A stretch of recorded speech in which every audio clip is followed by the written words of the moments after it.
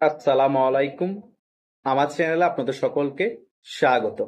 বাংলা একটি প্রবাদ আছে, চোরে না শুনে ধর্মের কাহিনী। 5ই আগস্টের পরবর্তী সময় বাংলাদেশের মধ্যে চুরি, লুটপাট, ডাকাতি অনেক কিছু হয়েছে। তখন বুঝতে পারলাম আমাদের বাংলাদেশের আইন শৃঙ্খলা বাহিনী এখন ক্লিক করতেছে না। ষড়যন্ত্রমূলক একটি গণ অভ্যুত্থান হয়েছে। দেশের পরিস্থিতি তখন পুলিশের নিয়ন্ত্রণে নেই। আর্মিও নিয়ন্ত্রণ করতে কষ্ট হয়েছে, সে কারণে দেশে ডাকাতি, লুটপাট অনেক বেশি হয়েছে। কিন্তু এই 8-9 মাস পরেও আমাদের বাংলাদেশের পুলিশ জনগণের নিরাপত্তা দিতে পারতেছে না। পুলিশ বলতেছে মব নিয়ন্ত্রণ করবে।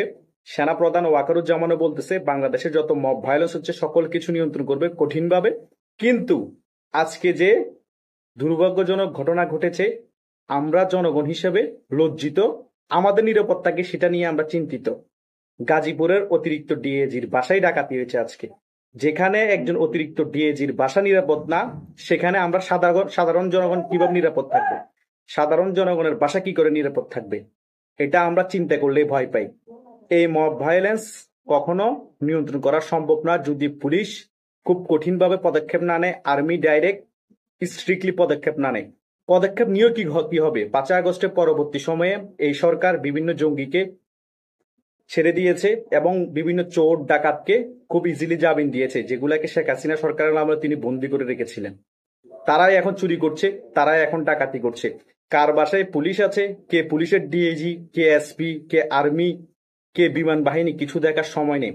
তাদের কথা হচ্ছে আমি চুরি করব, টাকা কামাবো, তাড়াতাড়ি পয়সালা হয়ে যেতে হবে, কারণ দেশের মধ্যে এখন আইন নেই। চুরি করে ধরে ফেলার পরও তখন বলবে যে আওয়ামী লীগের দোসর ফেসিস্ট বলে কিছুদিন জেলে থাকবো, পরে যে আবার আমরা জামিনে বাহির হয়ে যাব। এই চিন্তার কারণে তারা পুলিশকে তোয়াক্কা করছে না, আর্মিকে তোয়াক্কা করছে না, দেশের কোনো আইন শৃঙ্খলা বাহিনীকে তোয়াক্কা করছে না, কারণ সকল কিছু করে পার পেয়ে যাচ্ছে।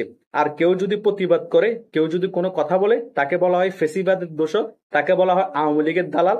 তার মানে বাংলাদেশে যত মব ভায়োলেন্স ঘটুক, যতই কিছু ঘটুক, আপনি কোনো প্রতিবাদ করতে পারবেন না, আপনি কোনো কথা বলতে পারবেন না। আপনি কথা বললেই তখন আওয়ামী লীগের দালাল, আওয়ামী লীগের দোসর হয়ে যাবেন। এটাই এখন দেশে ঘটছে। আমরা নিজেদের জীবন নিয়ে শঙ্কিত, আমরা নিজেদের ফ্যামিলি নিয়ে শঙ্কিত, আমরা নিজেদের ঘর নিয়ে শঙ্কিত। আজকের এই 31শে মে যে ঘটনাটা ঘটেছে, যেখানে অতিরিক্ত ডিএজির বাসা সেভ না, সেখানে আমরা কি করে সেভ? তাই আর্মি প্রধান এবং পুলিশ প্রধান যিনি আছেন তাদেরকে ইমিডিয়েটলি সারা বাংলাদেশ সারা সেই অভিযান দেওয়ার আহ্বান করবে, যত চোর ডাকাত লুটপাটকারী আছে সকলকে আইনের আওতায় এনে সাজার ব্যবস্থা করার জন্য। তা না হলে আমরা আরো ভয়াবহ পরিস্থিতির দিকে যেতে হবে আমাদের বাংলাদেশকে। কেউ নিরাপদ থাকবো না, সকলের ঘরের মধ্যে ডাকাতি এখন আরো বেড়ে যাবে, কারণ এখন বর্ষাকাল, এখন বৃষ্টি বাদলের সময়, অনেকে ঘর বাড়ির মধ্যে আওয়াজ শোনা যায় না ডাকাতি হওয়ার ফলে, অনেকে অনেককে সেভ করতে পারবে না। ডাকাতরা এই সময়টাকেই সিলেক্ট করছে। তাই আমাদের পুলিশকে এবং আর্মি বাহিনীকে আরো সচেতন হতে হবে, জনগণের নিরাপত্তা দিতে হবে।